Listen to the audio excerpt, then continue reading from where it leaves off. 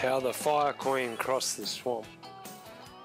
The flood was down in the Wilga swamp, 3 feet over the mud, and the teamsters camped on the Wilga range and swore at the rising flood. For one by one they had tried the trip, double and treble team, and one by one each desert ship had sunk to her axle beams. So they thonged their leaders and pulled them round to the camp on the sandhill's crown, and swore by the bond of a blood-red oath to wait till the floods went down.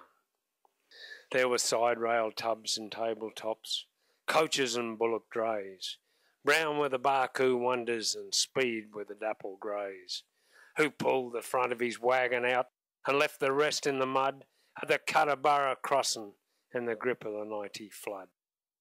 There was Bert with his 16 bullocks, and never a bullock to shirk, who twice came over the border line with 12-ton 10 to Burke. There was Long Dick damning an agent's eyes for his ton of extra weight, and Whistling Jim for Cobb and Co, cursing that the mails were late. And one blasphemed at a broken chain and howled for a blacksmith's blood, and most of them cursed their crimson luck, and all of them cursed the flood. The last of the baffled had struggled back, and the sun was low in the sky, and the first of the stars was creeping out, when Dareaway Dan came by. There's never a teamster draws to Burke but has taken the help of Dan.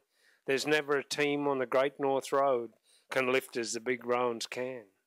Broad hip beauties that nothing can stop, leaders that swing to a cough, 8 blue roans on the near side yoke and 8 red roans on the off. And Long Dick called from his pine rail bunk, "Where are you bound so quick?" And Dareaway Dan spoke low to the roans and aloud, "To the Swagmans, Dick." "There's 5 good miles," said the giant, "light at the front of you holding mud. If you never were stopped before, old man, you're stopped by the Wilga flood. The dark will be down in an hour or so, and there isn't the ghost of a moon, so leave your nags in the station grass instead of the long lagoon." But Dan stood up to his leader's head and fondled the big brown nose. "There's many a mile in their own team yet before they are fed to the crows. Now listen, Dick, with a woman's heart, a word to you and the rest. I've 16 horses collared and chained, the pick of the whole wide west. And I'll cut their throats and leave them here to rot if they haven't the power to carry me through the gates of hell with 70 bags of flour. The light of the stars is light enough. They have nothing to do but plough. There's never a swamp has held them yet, and a swamp won't stop them now. They're waiting for flour at the Swagman's Bend. I'll steer for the lifting light. There's nothing to fear with a team like mine, and I camp in the Bend tonight." So they stood aside and watched them pass in the glow of the sinking sun, with straining muscles and tightened chains, 16 pulling as one. With jingling harness and droning wheels, and bare hooves' rhythmic tromp, with creaking timbers and lurching load, the Fire Queen faced the swamp. She dipped her red shaft slow in the slush, as a spoonbill dips her beak.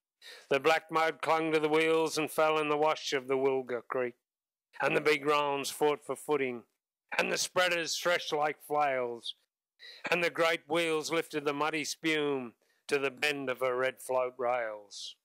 And they cheered him out to the westward, where the last of the failing light, and the splashing hooves and the driver's voice died away softly into the night. But some of them prate of a shadowy form that guided the leader's reins, and some of them speak of a shod black horse that pulled in the offside chains. How every time he lifted his feet, the wagon would groan and swing, and every time he dropped his head, you could hear the tug chains ring.